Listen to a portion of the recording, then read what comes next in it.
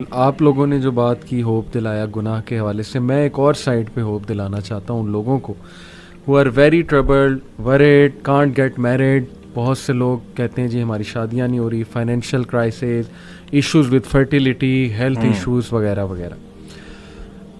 ابو ذر غفاری رضی اللہ عنہ کہتے ہیں کہ نبی صلی اللہ علیہ وسلم نے فرمایا Indeed I know a verse to which if the people held on it would be sufficient for them. صحیح حدیث. کون سی ورس؟ وَمَن يَتَّقِ اللَّهَ يَجْعَل لَّهُ مَخْرَجًا وَيَرْزُقْهُ مِنْ حَيْثُ لَا يَحْتَسِبُ وَمَن يَتَوَكَّلْ عَلَى اللَّهِ فَهُوَ حَسْبُهُ. اور ابن عباس رضی اللہ عنہ کہتے ہیں کہ رسول اللہ صلی اللہ علیہ وسلم نے کہا after reciting the above verse, if the people were to apply this verse in their daily lives they would be free from all the doubt and distress of the world, the distress of death and the distress of the doomsday. اور پھر ایک اور حدیث ہے O my servants, were the first of you and the last of you, the human of you and the jinn of you, to rise up in one place and make a request of me.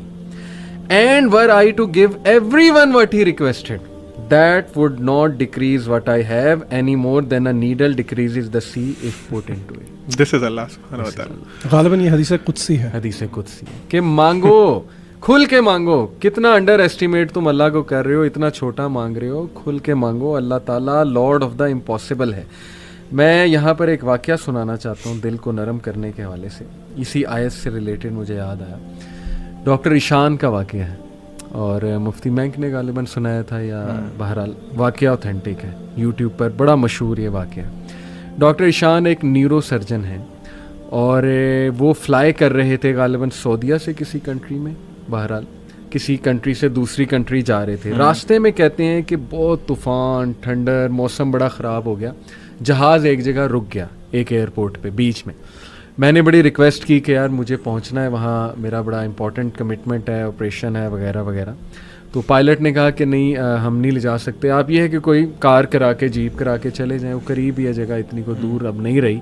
کہتے ٹھیک ہے. ہم نے گاڑی کرائی، گاڑی کرا کے ہم جا رہے ہیں تو طوفان مزید تیز ہو جاتا ہے اور ہم اتفاقاً ایک گھر کے سامنے رکتے ہیں. وہاں پہ میں نوک کرتا ہوں تو ایک بوڑھی اماں باہر نکلتی ہے، بڑی کائنڈ تھی. ہم نے اسے کہا جی ہمیں اندر آنے دیں، بارش بہت ہے، ہم ذرا تھوڑا دیر رک کے چلے جائیں گے. ہم نے اپنے آپ کو فریش کیا. دیکھتے کیا ہیں کہ ایک بچہ زمین پر لیٹا ہوا ہے گدے پر، اور وہ بوڑھی اماں بار بار اس کے سر کو دبا رہی ہے اور بڑا پریشان ہے اس کے بارے میں. کہتے میں نے پوچھا کہ کیا مسئلہ ہے اس بچے کو، تو انہوں نے کہا کہ اس کا کوئی برین کا مسئلہ ہے یا ایسی کوئی پرابلم ہے جو بہت مشکل ہے یہاں کے ڈاکٹرز کے لیے. تو انہوں نے کہا مجھے بتائیں، میں بھی ڈاکٹر ہوں، میرے بڑے واقفیت ہے.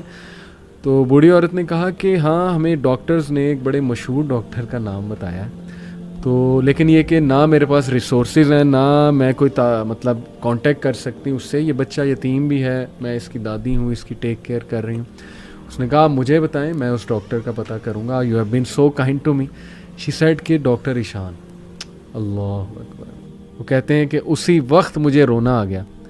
اور انہوں نے کہا کہ آپ کیا مطلب کر رہی تھی، آپ اللہ سے دعائیں کر رہی تھی، کیا تھا ایسا کہ اللہ مجھے یہاں پر لے آیا؟ ہی سیڈ کہ پتہ نہیں، میں تو بس استغفار بہت کرتی تھی، استغفر اللہ استغفر اللہ. اور میں اللہ سے کہتی تھی کہ اللہ ہم تو نہیں جا سکتے، بس کسی طرح تو ذریعہ بنا دے، یہ بچہ تیرے سامنے ہے.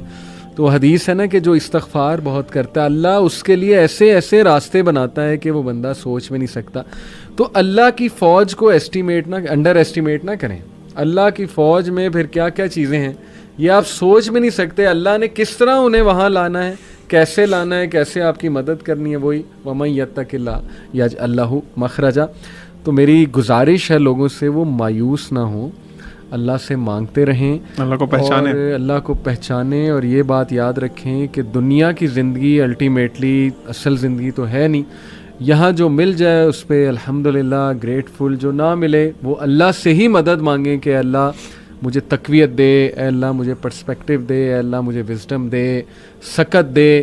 اور امید جاری رکھیں، نا امید کبھی نہ ہو. یقین کریں ایسی ایسی سٹوریز ہیں میرے پاس، ابھی ٹائم اجازت نہیں دیتا. جب میں نے تھوڑی سی ریسرچ کی، جو کپلز مایوس تھے اولاد کے حوالے سے، کس طرح اللہ نے انہیں اولاد دی ہے، وہ ایسی سٹوریز ہیں کہ آپ کے رونگٹے کھڑے ہو جائیں گے کہ امپاسبل سچویشن تھی، کس طرح انتظام اللہ نے کیا، کیسے وہ معاملہ پیش آیا.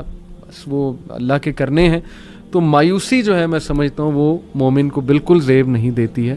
اللہ تعالیٰ پہ ٹرسٹ کریں اور اللہ تعالیٰ سے تقویت مانگتے رہیں اور اب محبت مانگتے رہیں. جی